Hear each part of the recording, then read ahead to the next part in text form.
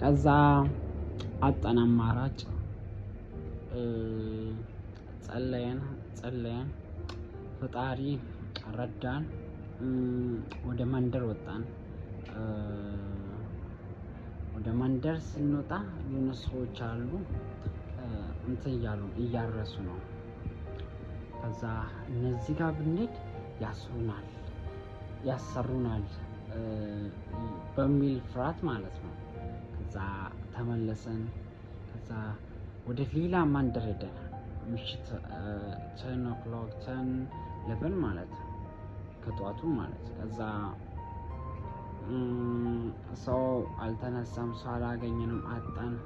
ከዛ አማራጭ ስለሌለ በቃ ቀኑ እየነጋ ስለሆነ እዛ እያረሱ